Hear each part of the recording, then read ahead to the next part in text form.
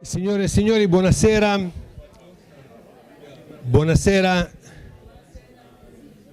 Benvenuti. Welcome to Casa Italiana zerilli-marimò at New York University. We are delighted to have you here tonight.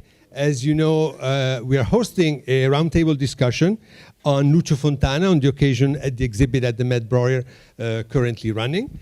And we have the fortune of having on our advisory board Valentina Castellani, who is responsible for the organization of these roundtable. So before asking Valentina to bring her guest to the stage, I would like to briefly introduce her. So she sits on our board. She's one of the most important and famous women in the contemporary art world, after having worked for Sotheby and Gagosian, for whom she organized several fantastic exhibits that won awards for the best exhibits in contemporary art outside of a museum space. She's now an independent art dealer, and we are fortunate that she's also works for free for us. That is a huge fortune for Casa Italiana. And she recently started teaching in the program of visual art management for the Steinhardt School of the Arts here at New York University. So she's also a colleague. And with Valentina tonight on the stage, there is going to be Carlos Basualdo, who is the Keith and Katherine Sachs Senior Curator of Contemporary Art at the Philadelphia Museum of Art. Yve-Alain Bois, Professor of Art History at the Institute for Advanced Studies at Princeton. Candela, who is the Estrellita Brodsky Curator of Latin American Art at the Metropolitan Museum of Art and the curator of the current Fontana exhibit at the Met Breuer. And Merjian, who is a colleague here in the Department of Italian Studies, Professor of Italian Studies and Art History here at New York University. And without further ado, I would like to ask Valentina and her guest to please come to the stage. Thank you.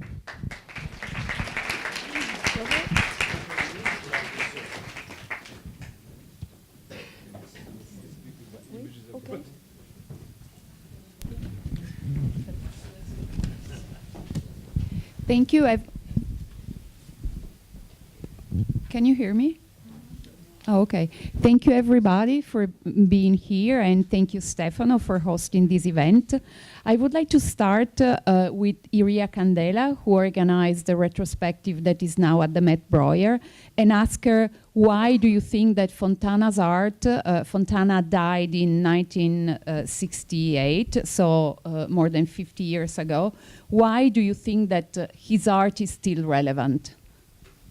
Well, that's thank you, first of all, Valentina. Thank you, the other panelists, for being here, and the public. It's a great opportunity to talk about Fontana. I'm very excited. And I mean, that's a very important question. Actually, the question that drove me to wanted to do a show on Fontana at the Metropolitan, and especially in the United States. I think. Of course, all of you know Fontana is very well known for his slash paintings, what he called the tali, the cuts, which are literally cuts of the surface of paintings. And that, to me, I tend to compare them with Kazimierz Malevich's Black Square that dates from 1915. Previous to this show, I did an exhibition at the Tate Modern, where I used to work previously, coming to the Met, which was a retrospective of Kazimierz Malevich. And to me, Kazimierz Malevich, again, Black Square, and Fontana's cuts are some of the most radical paintings produced in the 20th century. So this show was an opportunity to try to unpack somehow the enduring mystery of those cuts. They are so minimal, but yet so overwhelming in their presence. And also at the same time, reassess the career of an artist who didn't have a major post-war artist, who didn't have a survey exhibition in America since 1977.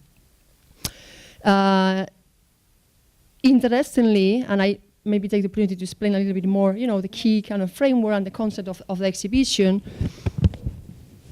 it was very surprising to realize that those terrific, fantastic paintings were actually not made by a painter, but they were made in fact by a sculptor. No? And indeed, Fontana started his career as a sculptor. It was not until 1949 that he used a canvas for the first time, and he was then 50 years of age. So it seemed to me that somehow to study this earlier career in a sculpture, you could somehow already appreciate these experimentations that were very much contain already his later experimentation with painting in his sculpture, but also in his, especially in his ceramics. And that's why in the show I made special emphasis on that earlier part. And then also another key aspect was in framing and reframing Fontana was the fact that his transatlantic career between and biography between Argentina and Italy should not be underestimated.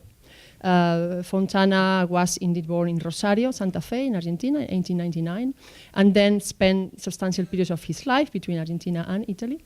And particularly it was during the 20s when he was working with his father in his funerary business in Rosario, making funerary tombs to cemeteries.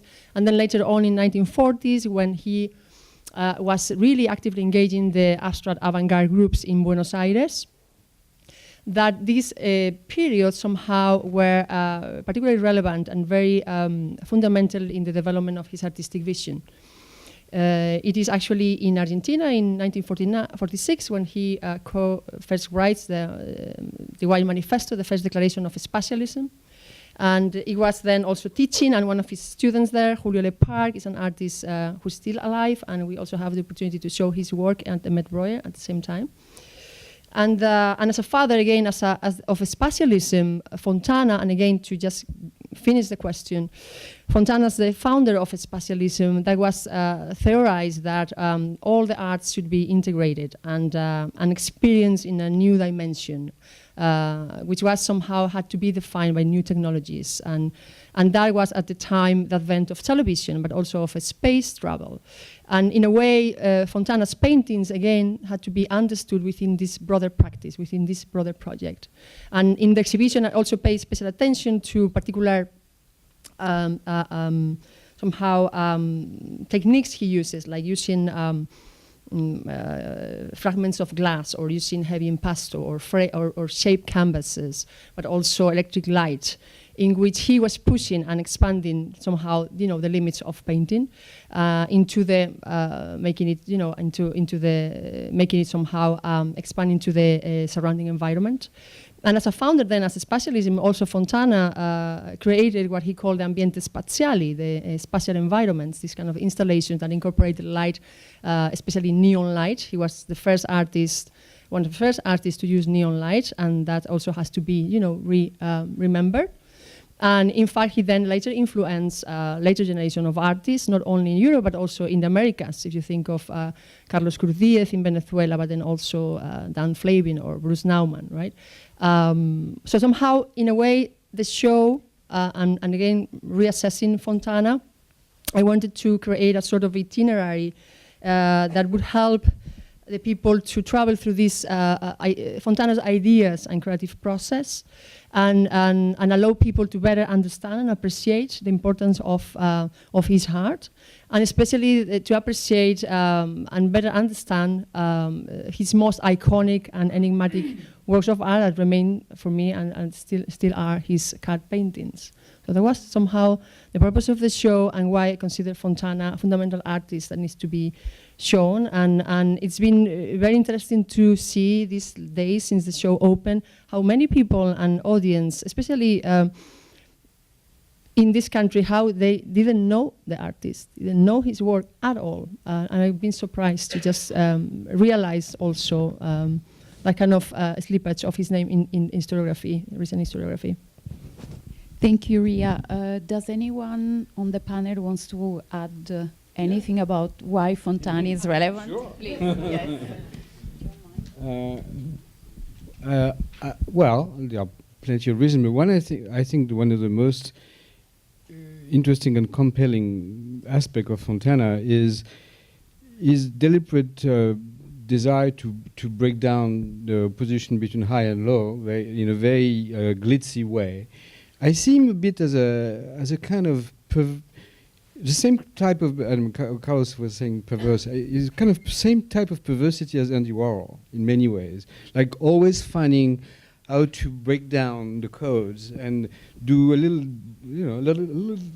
how to do it worse, how to present it with the most, disruptive monstrosity or ugliness, still remaining abstract. So I found him given the situation of artists today and what they have to cope with, I think his kind of perversity is a good model, let's say. Yeah, I agree. I think that the question is not so much if Fontana is relevant, the question of relevance, but I would reframe it. I would say that Fontana is perhaps legible today, when I don't think he was legible in this culture 20 or 30 years ago. I think the culture has changed. And so we can, certainly the culture has changed in the direction of the blurring of boundaries of any sort, with all the positive and negative things that are associated with that. And an artist that blurred constantly and that obviously extracted pleasure from transgressing the blurring of boundaries now resonates differently. So I think that there were works that, the ceramics, for example, that were perhaps completely impossible completely illegible 30 years ago, and now they seem so strong and so pregnant with meaning. I totally agree. I think that Fontana's contemporaneity is the fact that he has a very nomadic approach to different media. As Professor Bois was saying, that he mixes high and low. He goes from sculpture, ceramics to wanted to conquer the space with his spatial environment that he starts in 49. So for me, I've always thought that the most interesting aspect of Fontana was the fact that he cut through the canvas, and so he sort of opened the canvas to a third dimension. But I actually now think that even more important than that, although I think that that is one of the most radical gestures that has ever been made, it is, in my opinion, as radical as Pollock putting the canvas on the floor and dripping his color instead of actually painting, is the fact that he expressed himself in so many different media. And without really a hierarchical order, and going from what is perceived as very pure, like the cat on the canvas, to something really kitsch sometime. So yeah, that I actually personally like. I like when he has these surfaces like the series of the Venezia or the series with the stones, the Pietra, that are really Baroque, that are very charged. I think he didn't really care about being perceived in a way or another. He just wanted to express his idea of the world. And in that, for me, he's still somebody whose art talks to us. But this brings me to my next question. And I would like to start with Professor Bois, who wrote in 1988 in Art in America, reviewing the Fontana retrospective at the Centre Pompidou in Paris, organized by Bernard Brissenne.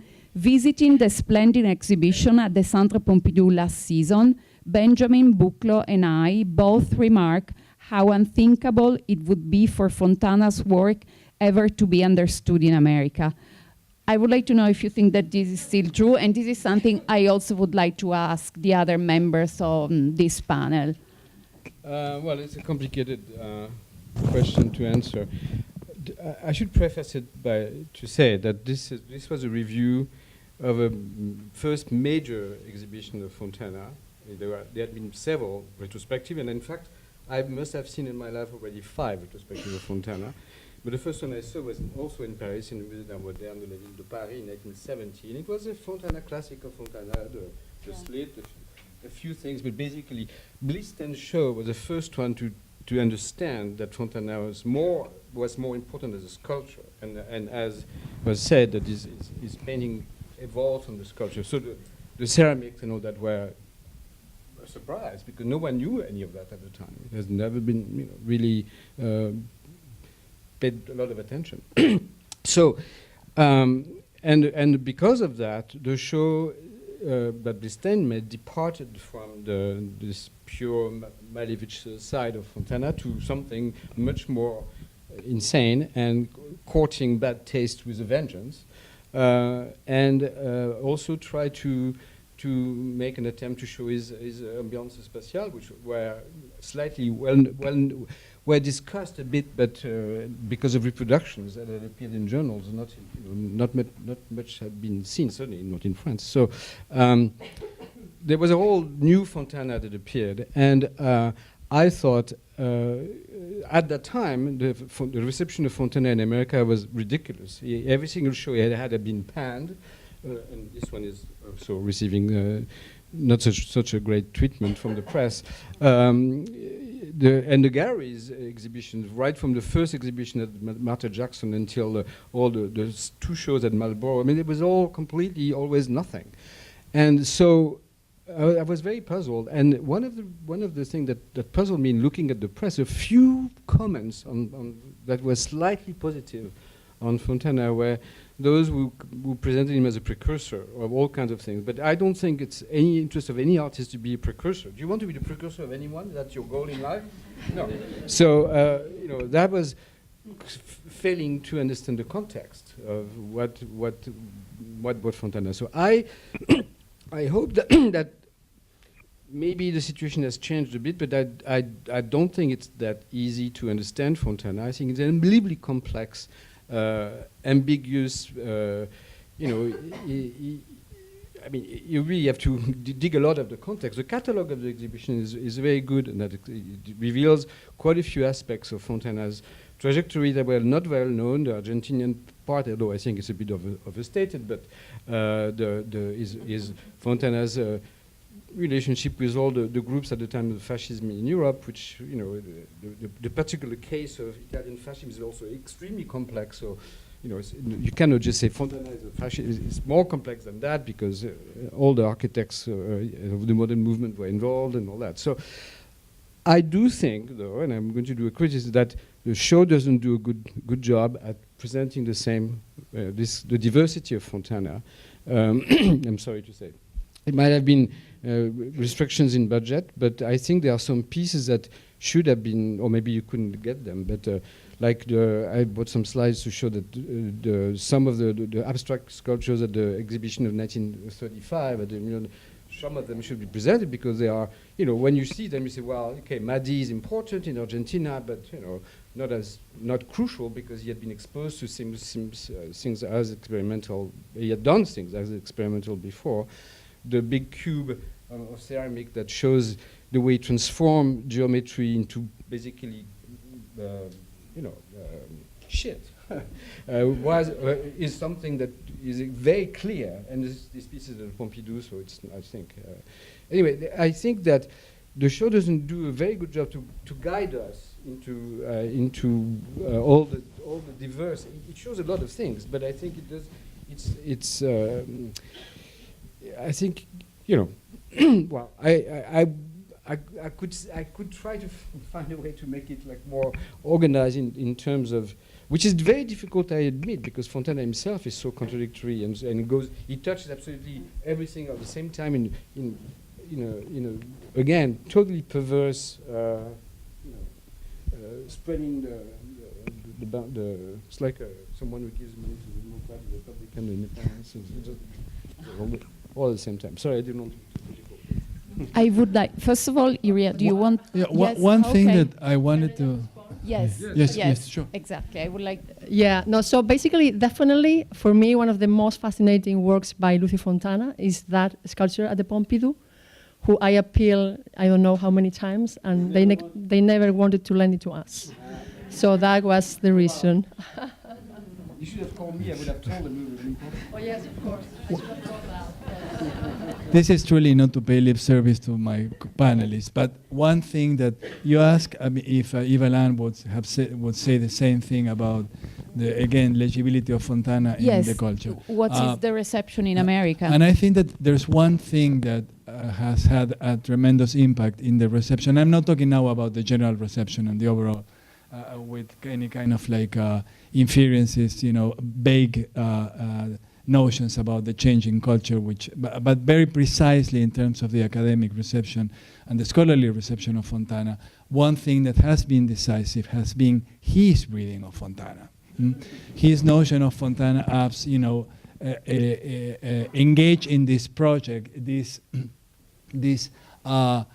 you can say unplanned project, you know, a compulsive project of debasement, right? Of you know, to emmerde basically, you know, to make everything a little shitty, you know, or deeply shitty, which is Glitzy, which is the same. or yes, and both, right? Because it's always that has been, I think, key, because it allowed a younger generation, you know, like Anthony White, a younger generation of scholars to touch the work. It was untouchable before, right? So I think that's to be noted. It seems to me, though, that by reading the reviews that have appeared, that America doesn't really get Fontana very much. And I would like to ask, first of all, I would like to ask Iria, who organized the show. Because in the press, the review have been very mixed. And to be honest, as I think that Fontana is a fantastic artist, for me it's like untouchable, so I was very upset. But I would like to ask you, what kind of reaction did you expect from the American public? I'm surprised, for example, that you said that you realized that Fontana is very little known here, and it's probably true.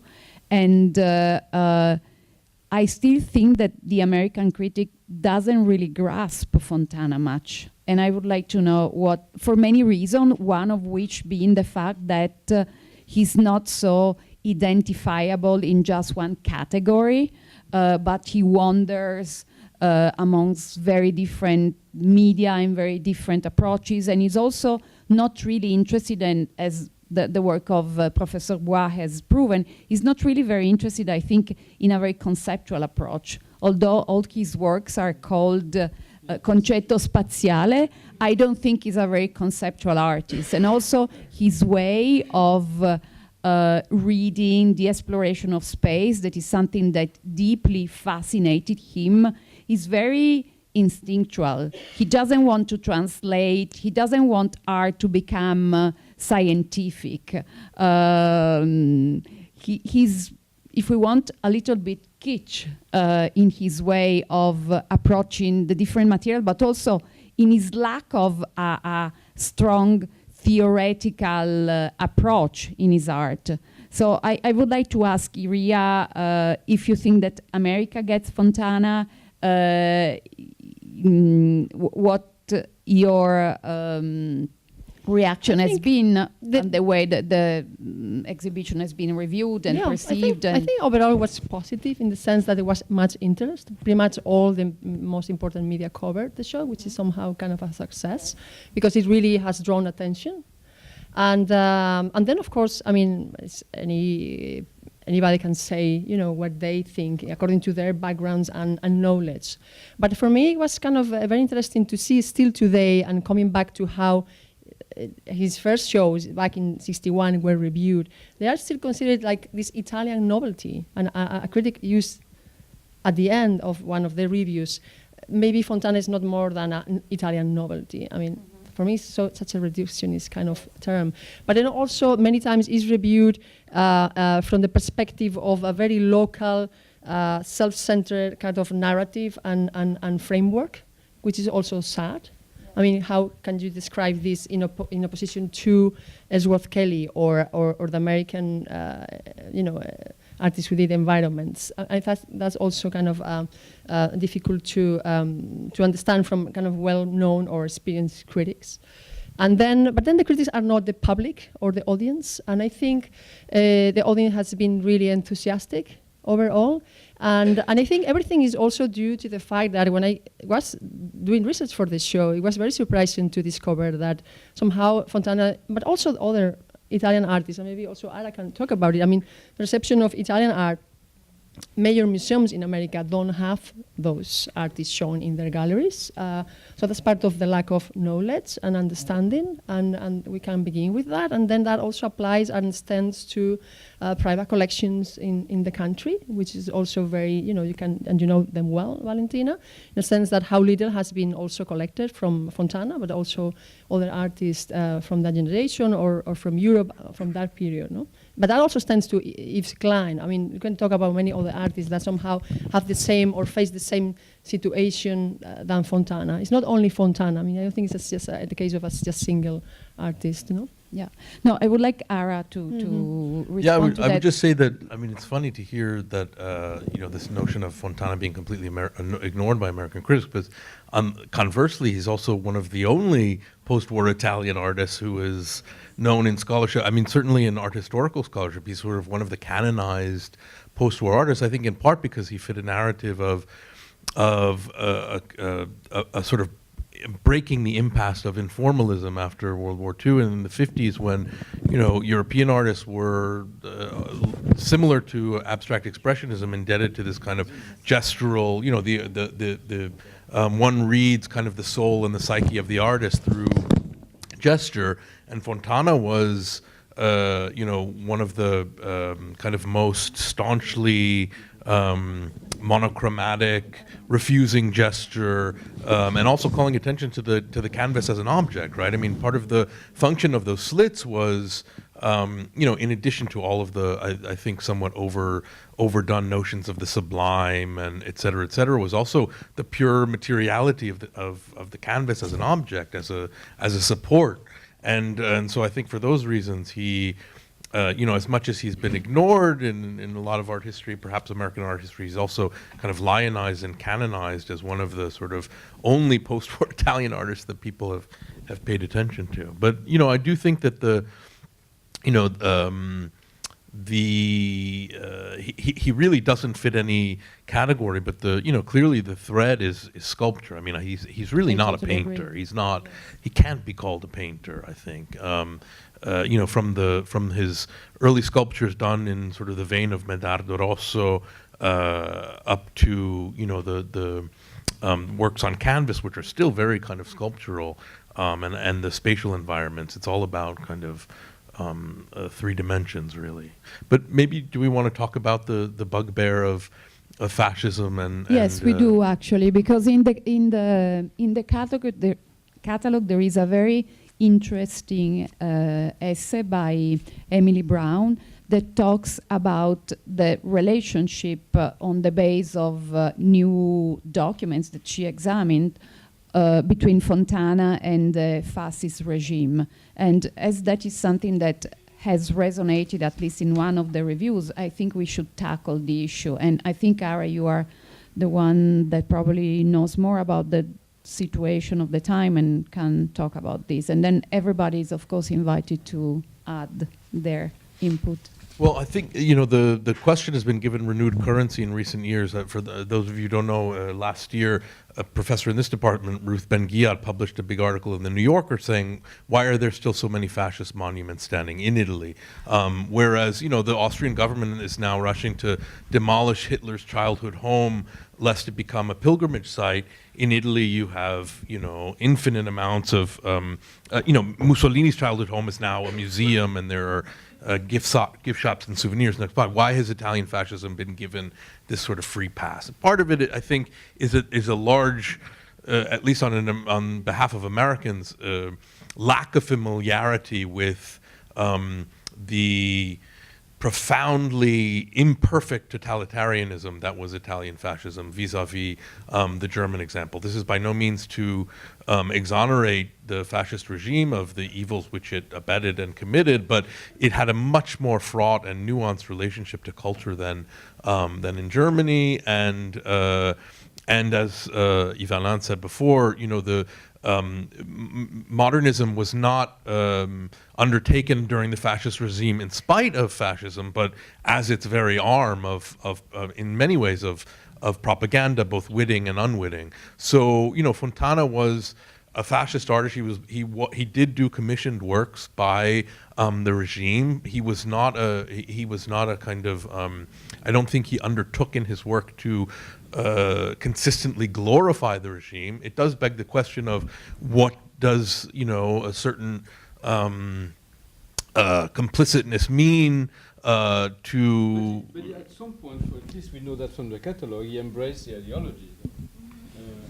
I mean, those letters to his brother, In the post-war, yeah. So, well, during the, I mean, he did not say no.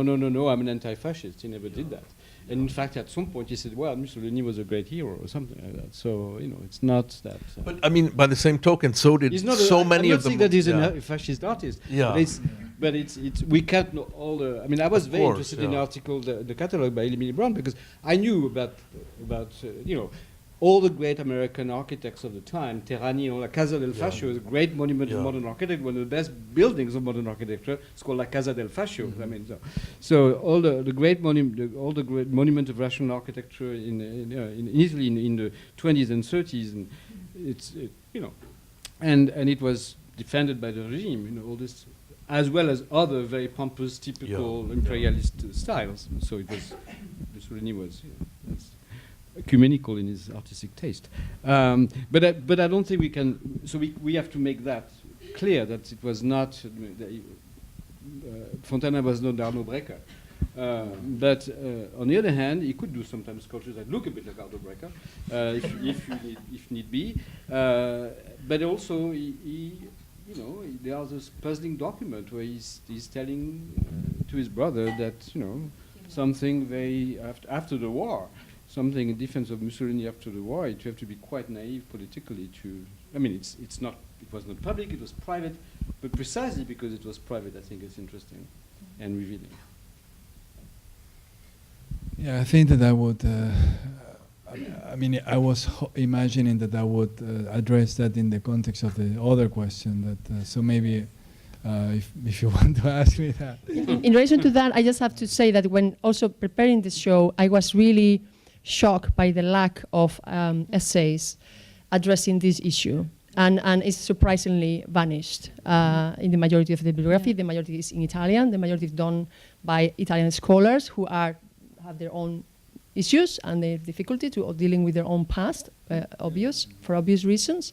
So I felt the need. I mean, if we were to do a project in America in the current times, it was absolutely necessary to address this, and that's the reason I precisely, you know, asked Emily Brown to do that up front, to basically do the research, do a clear, you know, a statement of facts, and the essay is very clear, and I really, you know, I think it's a good complement to the show to just absolutely yes. I mean, I knew a bit, but we just thought like everyone else, but I didn't know that involved. No, it's new information because the letter that Yve-Alain mentioned is actually very interesting because so I think it's very in both volumes of correspondence of Fontana in yes. French and also in Italian. Intellectually courageous of you to have asked for such an essay. But this brings me to the next question that I would like to ask Carlos, and is the press, and I think also Iria's approach, she's curator in the Latin American department of the Met, has emphasized Fontana's Argentinian heritage, or at least the fact, maybe because I'm Italian, I always thought of Fontana as an Italian artist that just, you know, by accident was born in Rosario de Santa Fe. But Iria in both the show and... Yeah, exactly. Was not even... You're right. I was born in Boston, it's true. But I've always thought that Fontana was one of my heroes. But Iria has emphasized, and that has been... taken by the New York Times review, that Fontana is actually a Latin American artist. So although I only partially agree with this double heritage. I would like Iria and Carlos, because he's Argentinian, to explain if and what is the Argentinian heritage or influence on Fontana's work. Yes, well, I have a few horses in this race. I have to so I first want to start with full disclosure. Yes. My name is Basualdo, but my mother's name is Crosetti, and my mom's family, my great grandfather came from Cuneo, so they're Piemontesi.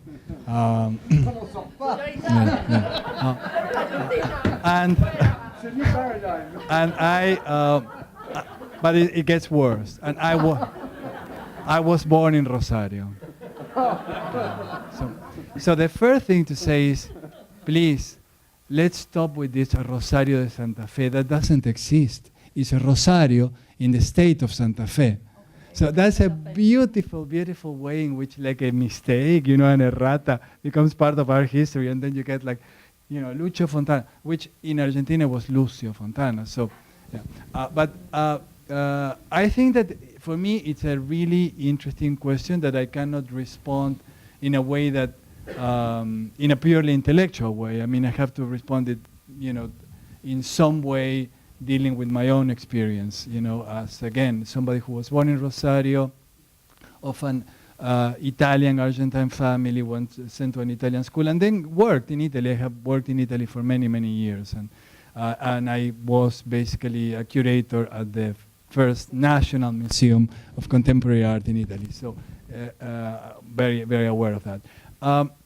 I find it, perversely, I mean, I was like, as Duchamp would say, très amusé, because I found it a perverse gesture that somehow replicates the perversity of Fontana. So I think it is like a cat. It's a beautiful cat. And what it cuts is the seamlessness of this notion of art as connected to national identity, which is, an illusion that seems so hard to finally dispel.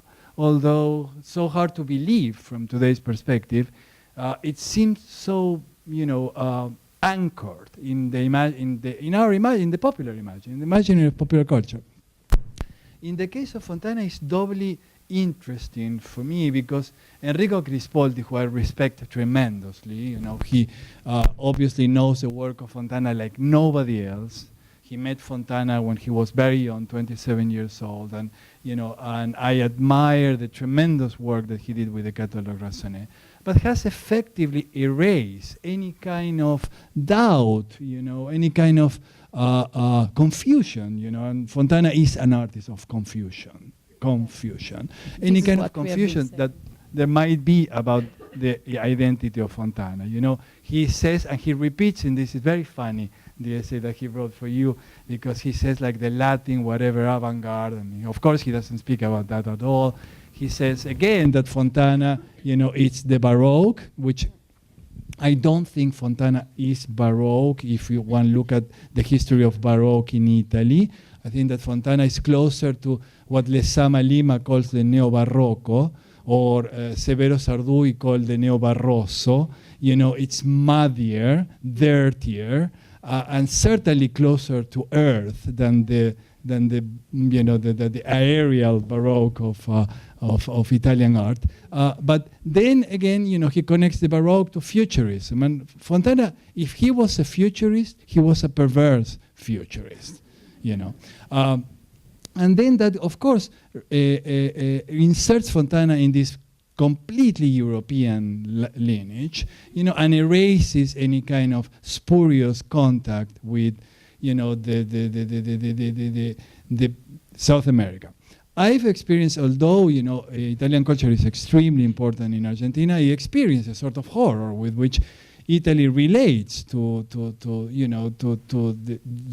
its migrants, the migrants that went outside and basically create, the culture of other countries. It's not only Argentina, Brazil, Australia, so many, right? it doesn't cease to astound me the incapacity to connect to that heritage. You know, I experienced that in the first person. And I think that's particularly pertinent today. I mean, that impossibility resonates with me even louder, you know, in the Italy of Matteo Salvini. You know, I love Italy profoundly. I do not love the Italy of Matteo Salvini. It horrorizes me, right? So I want to dedicate this, you know, the possibility of perversing, you know, the identity of Fontana. I want to dedicate that to Matteo Salvini, right?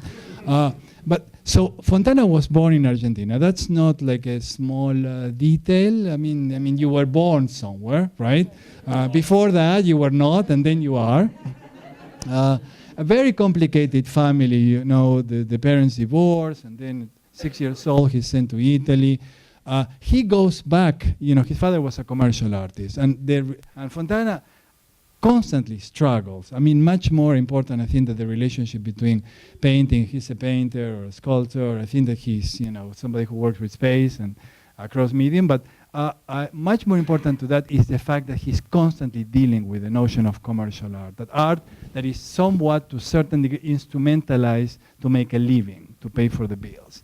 His father was that, and he goes back, you know, he goes to Italy very young. You can imagine, like, this boy, you know, he's 6 years old, he speaks Spanish, right, or some kind of whatever he spoke, and then goes to Italy without the parents, and you can imagine how it was to grow up in Italy, you know, at that time as a sort of a, you know, without a mother, right? I mean, he had to assimilate, right? He had to become part of that culture, and he did that to such a degree that he enlisted in the army as a volunteer to fight in the First World War. I mean, who would do that? You know, I mean, we know Italians are not fond of bellicosity, you know, but he would go and fight in the war, right? I mean, he would be dismissed. And then soon after that, there's that picture where he's with a camicia parda, you know. And so I think that I don't want to, I want to qualify, you know, the embracement of the emerging culture of fascism and the Duce in Fontana, and I want to point out to his deep, what I believe, and I'm making it, was a deep need for assimilation, right? And I think that would be operative constantly in Fontana, you know. So I believe that it's not just solely Crispolti's responsibility for the Italianness, presumed Italianness of Fontana. I believe that Fontana was unaccomplished, certainly, about that. Then he goes to Argentina in the 20s. His father calls him. You know, he starts working with his father. And if you look at the catalog Rassonnet, I mean, the first couple of pages are works that he did in Argentina. So again, I mean, just thinking that Argentina didn't matter. And we see the academicism, we see the decor, we see a lot of things that would resonate with him. But most importantly, it is there that he realizes that he doesn't want to be a commercial artist, that he wants to be something else. And that's something, what is that something else? That's a work of Fontana. What is the something else of the commercial? That is, I mean, I think that that's basically where the work of Fontana is played, in that excess or lack, you know, that is relatively, you know, that is in relationship to the world of capital. The excess or lack that is where he, in the relationship to the work of capital, is where the work is played out. But he comes back, you know, to Italy. He goes back to study, you know, with Wild, and of course he perverts. I mean, Wild makes, you know, those beautiful marble sculptures, and he has to go and, you know, put the hands in the mud. But then the second moment, so I think that he's born, he decides to be whatever, you know, artist is in relationship to his father, to the Argentine context. And then he goes back in 1940. We know that he goes for a commission. He goes to try to make money for the monument to the flag, which is this kind of like, again, fascist monument in Rosario that you grow up with. You know, it's very phallic and so forth. And he loses that commission. And it is there, you know, so suddenly he escapes Rosario because, you know, everybody escapes Rosario, right? I mean, the Michelin guide said that you need to spend half an hour in Rosario. You need to go to the monument to the flag and taste the croissants and then leave, right? And he goes to Buenos Aires. And in Buenos Aires, he finds, as Yve-Alain says, conversations that certainly resonate to him a little bit like a deja vu, what he had experiencing in Milan in the 30s, but again, a context of students. And I think the students are constantly pushing him. He's doing very strange kind of work in Argentina, shooting in all the directions. The students write the Manifesto Bianco. He doesn't really sign it, but then he appropriates it in one way. And if you read the Manifesto Bianco in relationship to the not MADI, but the Movimiento the Manifesto Invencionista, which is, first there is a movement called Movement Arte Concreto Invención, and from then you have MADI and Arte Concreto Invención. And the first manifesto is the Manifesto Invencionista. The terms are very similar to, not the MADI. MADI is different. MADI is very concrete, it's very much about the object, but not the Manifesto Invencionista, which is about space and science. So the terms, the students are there. So I think that the students made him, help him in the direction in which he was certainly moving. Wonderful, Andrea Junta found these wonderful pictures of Harrods. We need to learn more about that incredible window that he made for Harrods, because it's, of course, the same, it's Ambiente Spaziale a Luce Nera, it's there. And so then he goes to Italy with a reinforced, conviction in investigating this sort of excess. But again, in Argentina is a catalyzer in many points. I wouldn't talk about Argentine culture because, in 1950, a few years later, Borges writes, what is the culture of the Argentines? He says, it's a lack of culture, it's a possibility, it is the feeling, the relationship with the lack that enables a possibility that the Argentinian can take from everywhere, right? So he declares a sort of universalist stance. I wouldn't be calling about sort of a question of identity, but it's the impossibility of identity that defines Argentina, at least for Borges, and I think the same for Fontana. But certainly what there is an artist that cannot be fully circumscribed by a certain notion of Europeanness or Italianness as a solid construct. And I believe that is important, and I believe it would be important to examine that and to think about Italian contemporary art and culture in that regard, because I believe that as a whole, Italian contemporary art and culture are equally spurious, are equally contaminated. They're a source of contamination and a contaminated source. And I believe that would produce a much more richer, generous, and maybe more hospital idea of what Italian culture is, maybe through the hands of Fontana once again. So. Thank you. I think it's very beautiful what you said about Fontana, and I actually really hope this could be a message to Italy in general, to have a culture and a mind that is ready to welcome elements that are not perceived as identifiable. And I think this is what is very contemporary about Fontana. The fact that probably is true what you are saying, that probably in the 30s he wanted to fit in an Italian culture, but it's also true that he had an openness of mind that is what allowed him to produce an art that is so profoundly free, and that for me is what makes him really relevant and contemporary, and still somebody who talks to all of us and to our sensibility. And Valentina, yes. One little thing, which is in 46 when he teaches at Altamira, it's interesting, the name of the school is Altamira. Altamira is founded by an editor that basically, Losar, that basically leaves Spain, and leaves Spain at the time of the Civil War. So it's a progressive, working with Jorge Romero Bres, who was a very progressive thinker. So he's in a context that it's the actual opposite of fascism. I mean, just to say, yes, he writes a letter about the Allies and all of that. To his brother, who was not his full brother, blah blah blah. I don't know what happened in that family, but it's a weird family. But he's in a school that is actually opposing Perón, the emergence of, and in the school it gets even worse. Margherita Sarfati teaches in that school.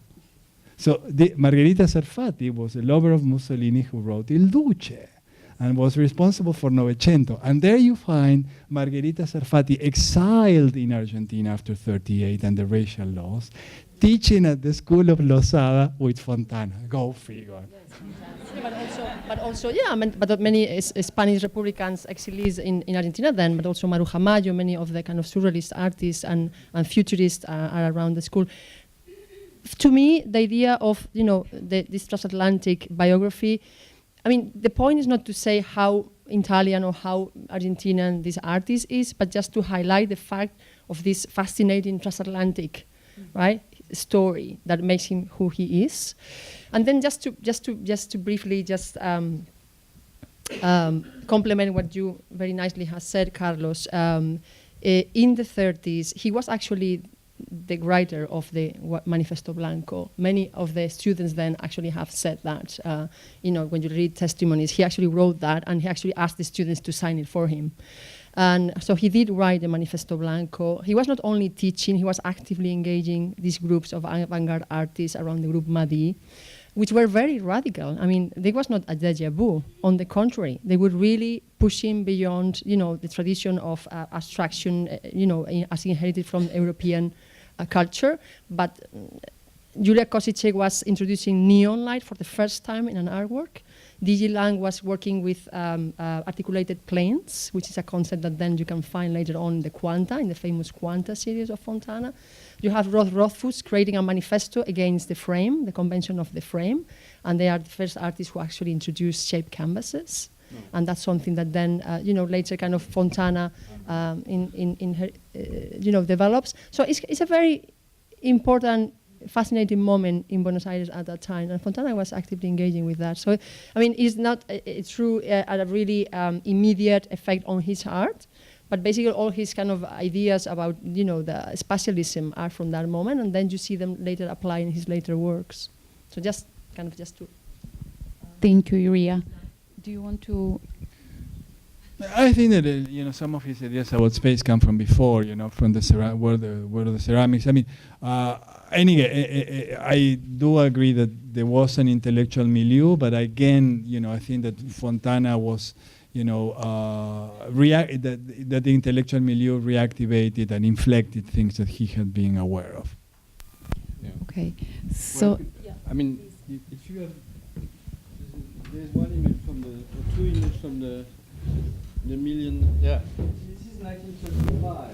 See, that's when you do something like that in 1935, you already have pretty strong ideas of what the sculpture can be and how what kind of specialization of painting can be. As much as I'm sure that Madi was important for him in reactivating, but I don't think that he needed Madi. That's in fact, I think that he had already pretty much a lot of ideas in his mind. When you do something like that, also in 1930 or whatever, it's a lot of ideas are there. Now that was a cube of caca I thought was missing, but that was to try to obtain for the show too.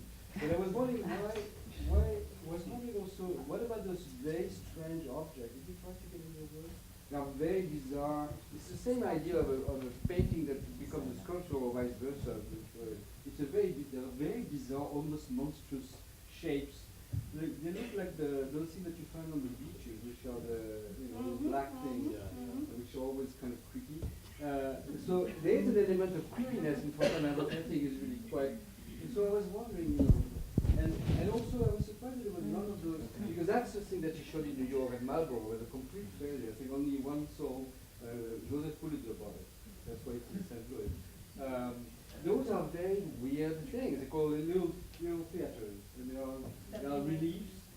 And I never understood exactly what, but they have a. I thought they were, the kind of theater. They're called little theater because in part Fontana's work is very theatrical in some ways, and all this glitz on the thing. So I was always puzzled by those reliefs, and there was a complete flop in America.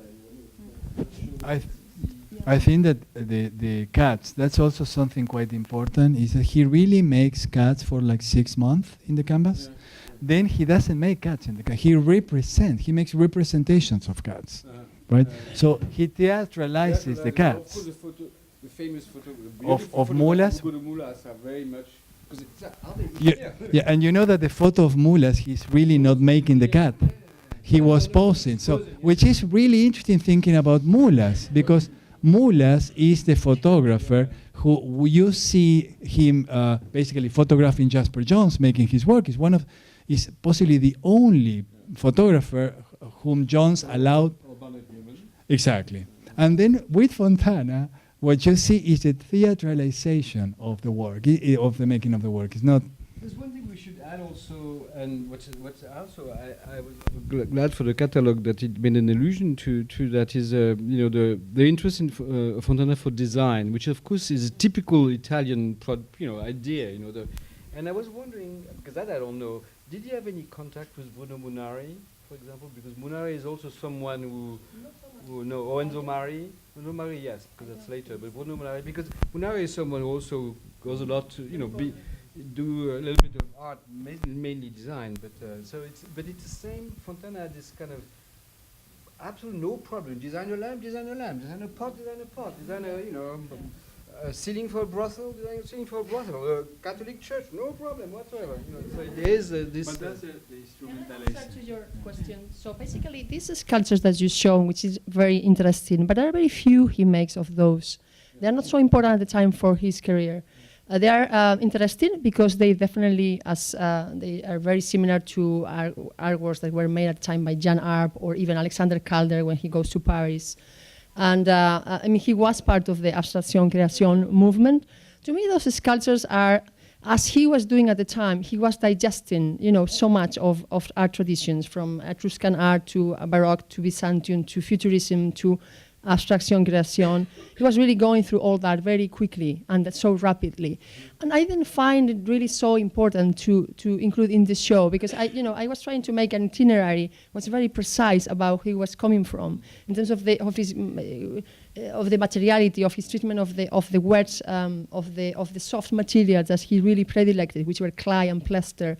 I was really focusing more on that, how he was modeling that with his hands, making marks, making incisions on them, and applying paint, making polychrome sculpture in a sense that in a way were already this kind of attempts to collapse distinction between painting and sculpture much more successfully than these sculptures show. And they, to me, they are a bit like, these somehow are a bit of a convoluted way of, again, addressing this idea, dichotomy between of form against background that you can see very, successfully already played out by Jan Arp, for instance. I don't think they were really so relevant. And then the Teatrini, a bit of the same.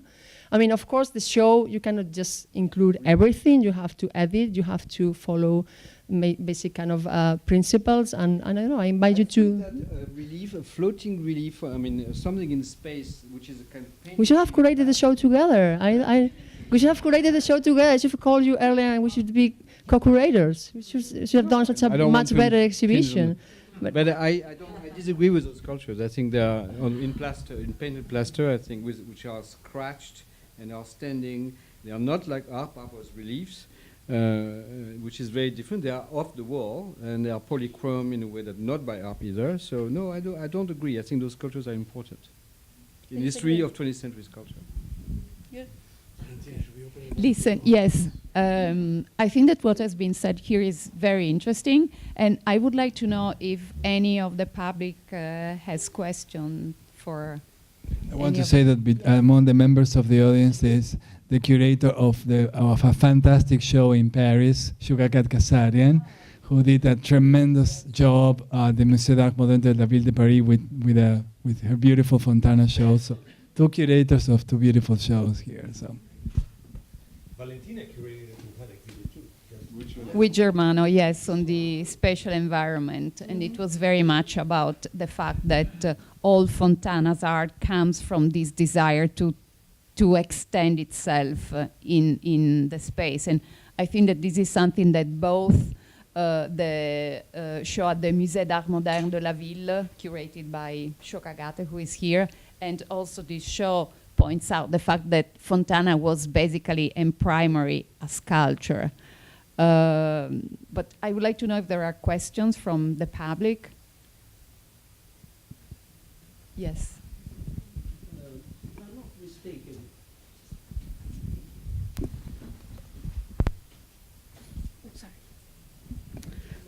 if I'm not mistaken, recently Peggy Guggenheim in Venice did a show of Fontana. Are you familiar? Yes, it was the Venezia in New York. That show came to the Guggenheim here. Right. Yes. It was those two series, the Venezia, which were shown Yeah. in '61 here, and yeah. Were there works that we are not going to see here in this show? There are a few works included here. I mean, you may. The Venezia is Yeah. just one painting, and then from the Metalli, the works made in New York, this is a very majestic one in the exhibition. Okay.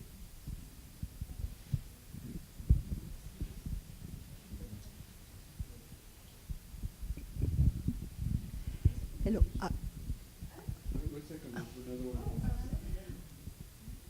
I was curious to know if Fontana was familiar with the work of Carla Rame, because some of the collages Carla Rame did, she used also Venetian Murano glass. I was wondering who copied who, either Fontana had... Carol Rama. Valentina.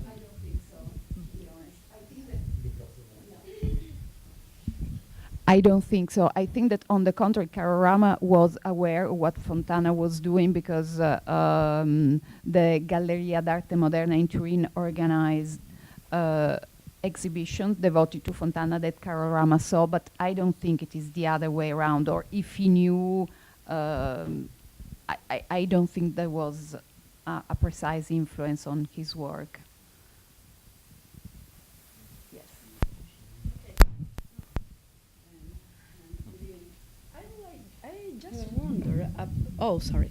I just wonder about the choice of the title. Why this title? On the threshold? Yes, yes. What is the... Well, you have to put a title to everything, I guess. That's the most difficult part of a project like that, when you do a book or an exhibition, I guess. I think On the Threshold summarizes many of these thresholds that Fontana represents with his work, with his life. I mean, the most simple one is, you can see the threshold that was banished when he returned to Italy after the war and found his studio destroyed. This is a very beautiful photo of him on the threshold of that studio, completely banishing before his eyes. But then also the threshold of, I see when you look at the cuts, you see that he was presenting the viewer with this form, which is a void, which is a space. And somehow you get invited into that space, which is a sort of a threshold into something that is unknown. You just have to fill it in with your own imagination, with your own background, or and so on. And then also when you encounter his environments, this invitation into this idea of the fourth dimension, this idea of the viewer becoming immersed in this environment that somehow summarizes and integrates all arts, from painting to sculpture to architecture. So there are many. Okay, thank you. I hope it's... I actually have to say I love the title because I think it really summarizes, in so many ways. I mean, even, the first bouquets were done as they were supposed to be screened for light, so they were, threshold themselves. And I believe that he really habitates, that space, going somewhere, beyond somewhere. Hi. I think that Fontana is a very difficult artist to be framed because he's always pushing us toward different direction at the same time. Because if we can consider him as an artist who constantly debases his art, on the other hand, so toward materialism, toward the bodily experience.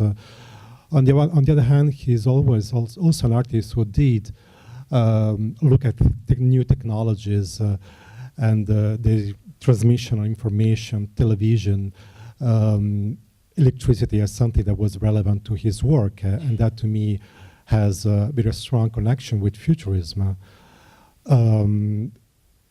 Also, I'm trying to, if we situate the work of Fontana in his own time, in the 1930s, because he was also receiving public commissions, such as, for instance, for the Paris World's Fair in 1937. I think that we could, I mean, this is just my assumption, situate him better in the Italian culture. For instance, the expressionist trend that was relevant to Italian artists, for instance, the early Birolli, or also this kind of pictorial expressionism and also futurism. I'm arguing that some of those very kind of Baroque sculptures may have a linkage with Prampolini and his work on polymaterialism, as well as some of the sculpture that Yve-Alain was mentioning, those weird objects that are at the same time flat and sculptural and also pictorial, may have to do with the experience of futurist muralism. There were so many ephemeral exhibitions in Italy for the in Rome, for instance, dedicated to new industries, to spare time, and to other industrial activities that were decorated by futurist artists. And some of those paintings, mural paintings, they have a lot of.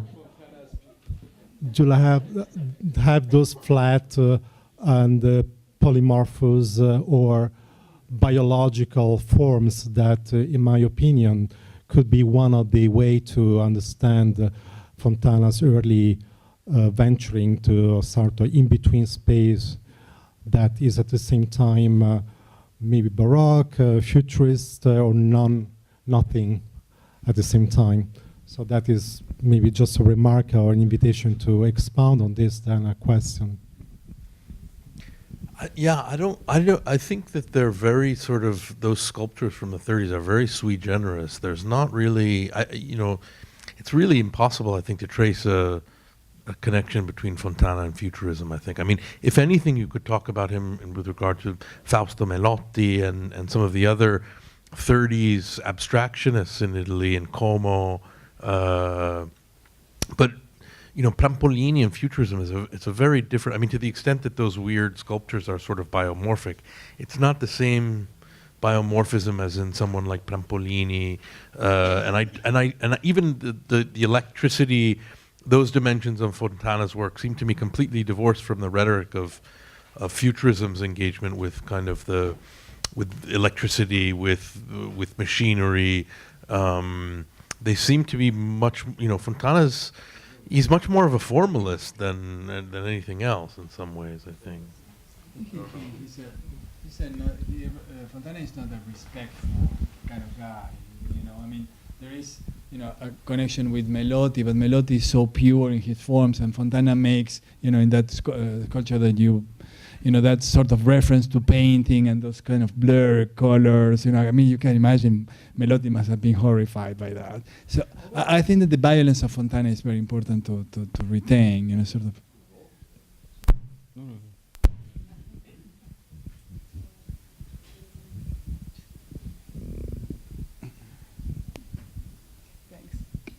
Yeah, thank you so much for this show. Thank you for the show that you did in Chelsea. Thank you for the show at the museum. All these shows are very, very important, and they all contribute tremendously. That's one thing. Thank you for tonight. I wondered that the word neon didn't come up because it was so bold. It's one thing to cut the canvas, and the painting is like a found object. The thing is the cut. So the neon, it's cutting space. It's a much bigger step. Did you think of maybe recreating the Milan train station, or? That's actually recreated. It's on view at the Met Fifth Avenue. It's not in the Met Breuer exhibition. Because I went and it wasn't open yet. Okay. Yes. Terrific. So terrific. yes. So the ambienti, as they were presented in the show, two are showcased in the Met Breuer building. Terrific. But then the famous neon structure for the 9th Milan Triennale from 1951 is reconstructed at the Met Fifth Avenue in the galleries where modern contemporary art 913. Yeah. is shown. And then a fourth ambiente is presented in the Museo del Barrio, which is the last ambiente he made for the Documenta in 1968. Yes, so he's made it. But he described it as a drawing that a flashlight would do in the sky. That was the purpose of making that kind of neon arabesque. That was his idea and his view of that piece. Beautiful.